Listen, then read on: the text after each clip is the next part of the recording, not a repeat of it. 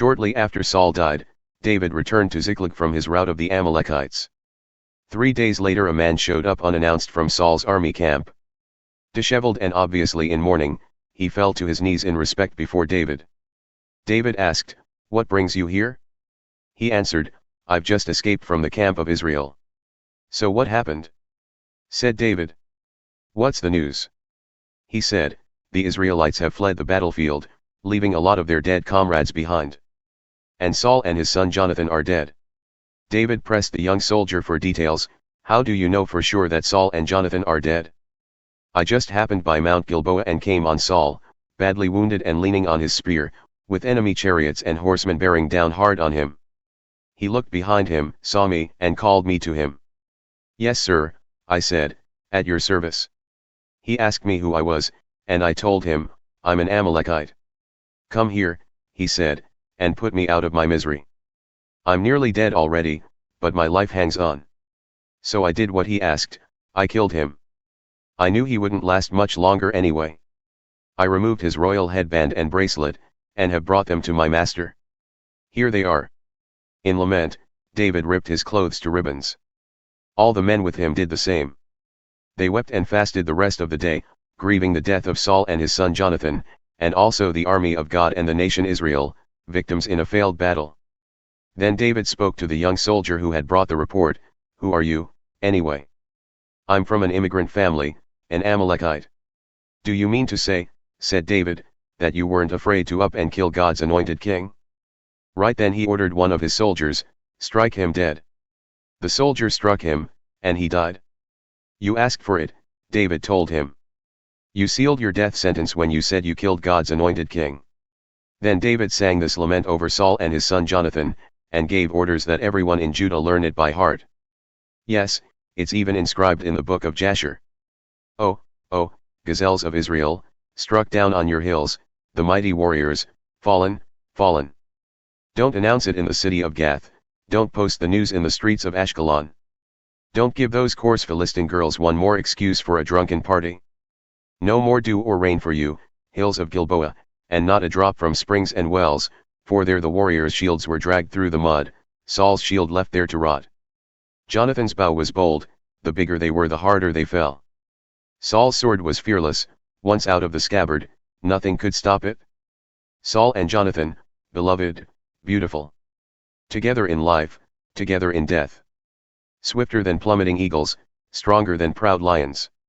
Women of Israel, weep for Saul. He dressed you in finest cottons and silks, spared no expense in making you elegant. The mighty warriors, fallen, fallen in the middle of the fight. Jonathan, struck down on your hills. Oh my dear brother Jonathan, I'm crushed by your death. Your friendship was a miracle wonder, love far exceeding anything I've known, or ever hoped to know. The mighty warriors, fallen, fallen. And the arms of war broken to bits. After all this, David prayed. He asked God, "Shall I move to one of the cities of Judah?" God said, "Yes, move." "And to which city?" "To Hebron." So David moved to Hebron, along with his 2 wives, Ahinoam of Jezreel and Abigail the widow of Nabal of Carmel. David's men, along with their families, also went with him and made their home in and around Hebron. The citizens of Judah came to Hebron, and then and there made David king over the clans of Judah. A report was brought to David that the men of Jabesh Gilead had given Saul a decent burial. David sent messengers to the men of Jabesh Gilead, "God bless you for this, for honoring your master, Saul, with a funeral. God honor you and be true to you, and I'll do the same, matching your generous act of goodness. Strengthen your resolve and do what must be done. Your master, Saul, is dead. The citizens of Judah have made me their king." In the meantime, Abner son of Ner, commander of Saul's army, had taken Saul's son Ish-Bosheth to Mahanaim and made him king over Gilead, over Asher, over Jezreel, over Ephraim, over Benjamin, king, as it turns out, over all Israel. Ish-Bosheth, Saul's son, was 40 years old when he was made king over Israel. He lasted only 2 years. But the people of Judah stuck with David. David ruled the people of Judah from Hebron for 7.5 years. One day Abner son of Ner set out from Mahanaim with the soldiers of Ish-Bosheth son of Saul, headed for Gibeon. Job son of Zeruiah, with David's soldiers, also set out. They met at the Pool of Gibeon, Abner's group on one side, Joab's on the other. Abner challenged Joab, "Put up your best fighters. Let's see them do their stuff." Joab said, "Good. Let them go at it." So they lined up for the fight, 12 Benjaminites from the side of Ish-Bosheth son of Saul, and 12 soldiers from David's side. The men from each side grabbed their opponents' heads and stabbed them with their daggers. They all fell dead, the whole bunch together. So, they called the place Slaughter Park. It's right there at Gibeon. The fighting went from bad to worse throughout the day. Abner and the men of Israel were beaten to a pulp by David's men. The 3 sons of Zeruiah were present, Joab, Abishai, and Asahel. Asahel, as fast as a wild antelope on the open plain, chased Abner, staying hard on his heels. Abner turned and said, "Is that you, Asahel?" "It surely is," he said.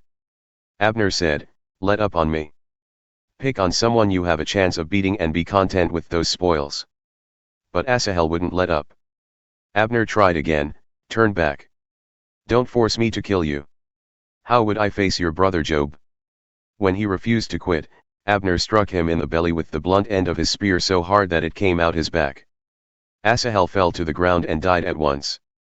Everyone who arrived at the spot where Asahel fell and died stood and gaped, "Asahel dead." But Joab and Abishai kept up the chase after Abner. As the sun began to set, they came to the hill of Ammah that faced Jah on the road to the back country of Gibeon. The Benjaminites had taken their stand with Abner there, deployed strategically on a hill. Abner called out to Joab, "Are we going to keep killing each other till doomsday? Don't you know that nothing but bitterness will come from this? How long before you call off your men from chasing their brothers?" "As God lives," said Joab, "if you hadn't spoken up, we'd have kept up the chase until morning." Then he blew the ram's horn trumpet and the whole army of Judah stopped in its tracks. They quit chasing Israel and called off the fighting. Abner and his soldiers marched all that night up the Arabah valley. They crossed the Jordan and, after a long morning's march, arrived at Mahanaim. After Joab returned from chasing Abner, he took a head count of the army. 19 of David's men, besides Asahel, were missing. David's men had cut down 360 of Abner's men, all Benjaminites, all dead. They brought Asahel and buried him in the family tomb in Bethlehem. Joab and his men then marched all night, arriving in Hebron as the dawn broke.